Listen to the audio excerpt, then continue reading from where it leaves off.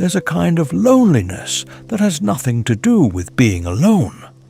You can be married, you can have kids filling the house with noise, you can have a calendar packed with commitments, a group of friends who meet up every Friday, a phone that never stops buzzing with messages, and still feel like no one, absolutely no one, knows what's really going on inside you. That's the loneliness men carry in silence. It's not the loneliness of an empty room, it's the loneliness of being surrounded and still invisible. Today, I want to talk about it, without rushing, without pretending there's an easy answer, because this conversation is old and urgent at the same time. From a very young age, men are taught that feeling is dangerous. Not in those words, of course. No one sits a child down and says, "Don't feel." But it's taught in other ways. Don't cry, you're a man. Hold it together. Handle it yourself. That's not a big deal. And the boy learns. He learns fast, because learning to hide is, for him, a matter of social survival. He learns that there's an acceptable space to feel, and a forbidden one. And the forbidden keeps getting pushed inward, pushed, until decades later, he doesn't even know where his own emotions are anymore. He just knows he's carrying a weight with no name. That boy grows up, builds a career, builds a family, learns to smile at the right moment, to shake hands firmly, to say all good when asked how he's doing. And that's exactly where loneliness moves in, because he's surrounded by people who admire him, who depend on him, who expect strength from him, but none of them, not one, has access to what he actually feels.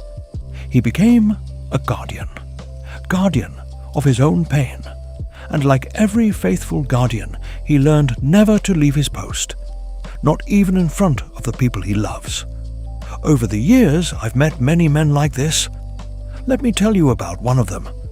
I'll call him Richard, though the name doesn't matter, because this story repeats itself under different names all the time. Richard was in his early 50s, a respected businessman, married for over 20 years, 2 grown kids. From the outside, an enviable life. One day, after a talk I gave, he came up to me. He waited until everyone else had left. And when we were finally alone, he said something I never forgot.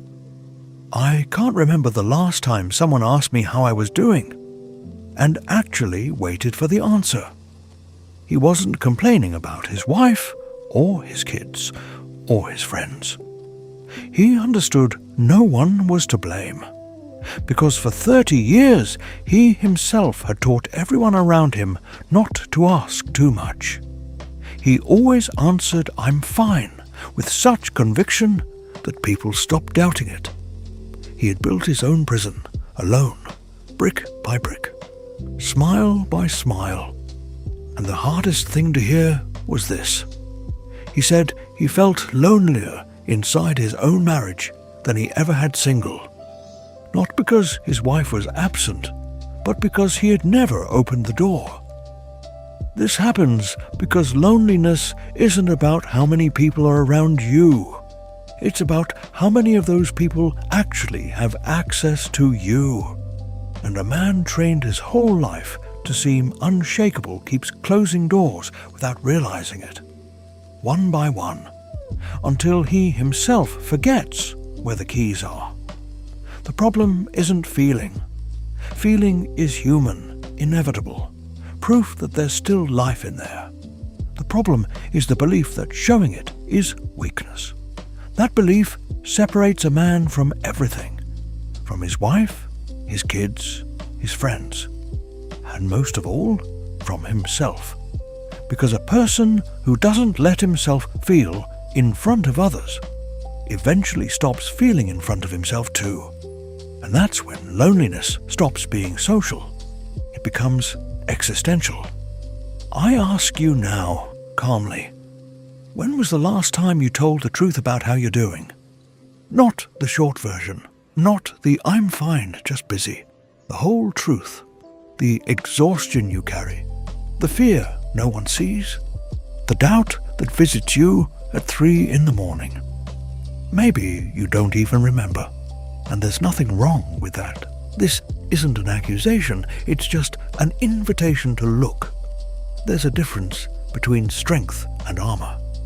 Strength is carrying the weight and moving forward. Armor is pretending there's no weight at all. Armor protects you for a while, but it charges a high price.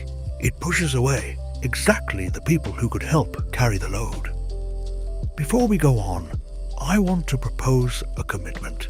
Not to me, to yourself.